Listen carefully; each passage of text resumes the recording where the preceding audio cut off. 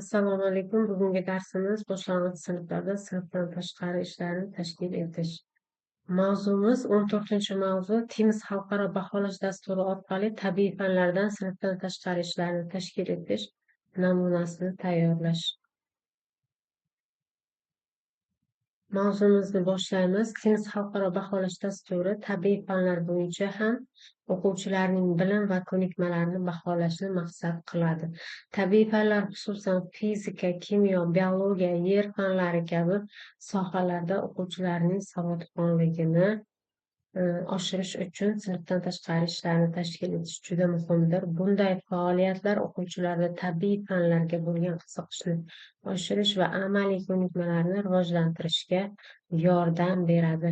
Teams dasturi asosida tabiiy fanlardan sinfdan tashqari ishlarni tashkil etishning ba'zi namunalarini ko'rib chiqamiz. Birinchisi, tabiiy fanlar bo'yicha ekskursiyalar. O'quvchilarga tabiiy fanlar sohasida o'qigan bilimlarini real hayotda ko'rish imkoniyatini beradi. O'quvchilarni botanika bog'iga, hayvonot bog'iga yoki ilmiy laboratoriyalarga ekskursiyalarga olib borish. Masalan, biologiya bo'yicha ekskursiya o'tkazib, o'quvchilarga o'simlik va hayvonlarning turli xil turlarini o'rganishga imkon yaratish. O'quvchilarga tabiiy fanlar bo'yicha o'z bilimlarini amaliyotda qo'llashni ko'rsatish va ilmiy kuzatish ko'nikmalarini rivojlantirish mumkin. Ikkinchisi, tabiiy fanlar bo'yicha ilmiy tadqiqotlar va projektlar. O'quvchilarga ilmiy tadqiqotlar o'tkazish va o'z bilimlarini mustahkamlash imkoniyatini yaratish. O'quvchilarda tabiiy fanlar bo'yicha kichik ilmiy tadqiqot yoki loyiha qilishni topshirish. Misol uchun, o'simliklar o'sishi uchun qanday sharoitlar kerak mavzusida tadqiqot o'tkazish yoki kimyo bo'yicha kislorodlar va asoslar mavzusida eksperimentlar tayyorlash. O'quvchilarga ilmiy metodlarni qo'llashni, kuzatish va tahlil qilishni o'rgatish. Tabiiy fan bo'yicha kechalar va seminarlar tashkil etish. O'quvchilarda ilmiy tadqiqotlar, ya'ni kashfiyotlar yoki tabiiy fanlar bo'yicha kengaytirilgan bilimlar taqdim etish. O'quvchilar uchun tabiiy fanlar bo'yicha seminarlar yoki fan kechalarini tashkil etish. Misol uchun, o'quvchilarni ilmiy kashfiyotlar bilan tanishtirish degan mehmonlarni taklif qilish yoki o'quvchilar o'zlari tayyorlagan ilmiy taqdimotlarni boshqa sinf o'quvchilariga namoyish qilish. O'quvchilarda ilmiy fikrlashni rivojlantirish, o'quvchilarni ilmiy dunyoqarashga jalb qilish.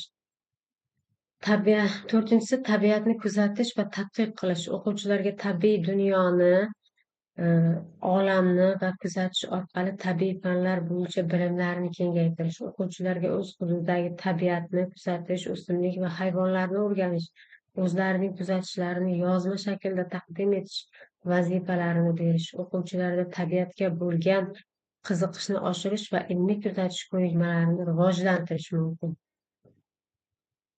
Beshinchisi, tabiatni saqlash loyihalari.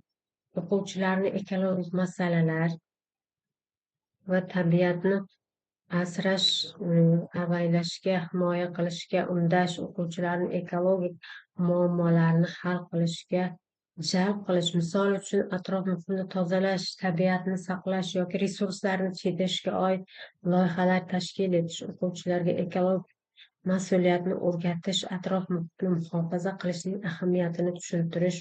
Bularning barchasi o'quvchilarga tabiiy fanlar bo'yicha o'z bilimlarini yanada mustahkamlash, ilmiy metodlarni amaliyotda qo'llash va tabiatga bo'lgan qiziqishni oshirishga yordam beradi.